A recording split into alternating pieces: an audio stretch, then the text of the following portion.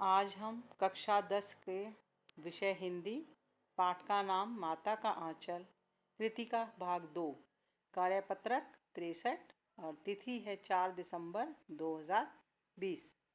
नीचे दिए गए अंश को ध्यानपूर्वक पढ़कर उसमें पूछे गए प्रश्नों के उत्तर दीजिए।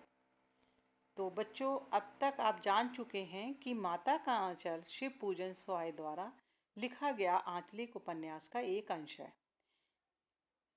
इस रचना में लेखक ने अपने बचपन की रोचक यादों को व्यक्त किया है और ग्रामीण परिवेश में पिता के साथ बिताए हुए मोहक क्षणों को याद किया है।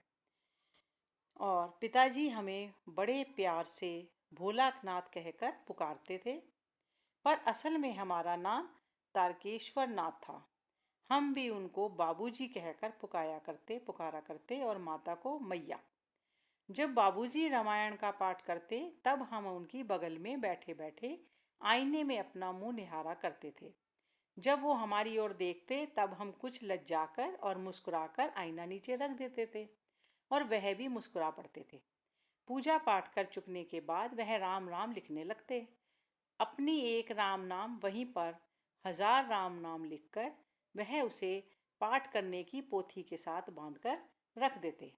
फिर 500 बार कागज के छोटे छोटे टुकड़ों पर राम नाम लिखकर आटे की गोलियों में लपेटते और उन गोलियों को लेकर गंगा जी में बहाने चल पड़ते थे। उस समय भी हम उनके कंधे पर विराजमान रहते थे।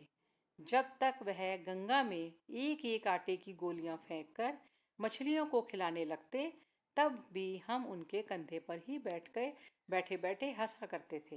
वह मछलियों को चारा देकर घर की ओर आते और लौटने तक अब बीच रास्ते में झुके हुए पेड़ों की डालों पर हमें बिठाकर झूला झुलाते थे।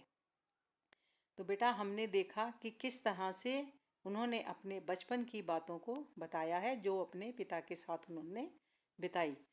तो पहला इसमें प्रश्न है, माता का आंचल पाठ में लेखक ने अपने किन क्षणों को याद किया है? तो बचपन के क्षणों को याद किया है, तो उसके बारे में लिखेंगे। दूसरा, लेखक अपने पिताजी और माताजी को क्या कहकर पुकारते थे?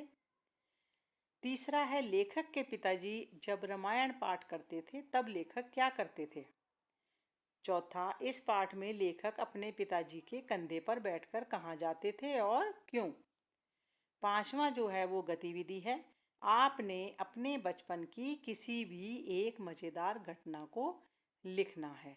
तो सभी बच्चे इस गद्यांश को ध्यान से सुनेंगे और साथ में पढ़ेंगे और समझकर जो नीचे दिए गए प्रश्न हैं उनके उत्तर लिखेंगे।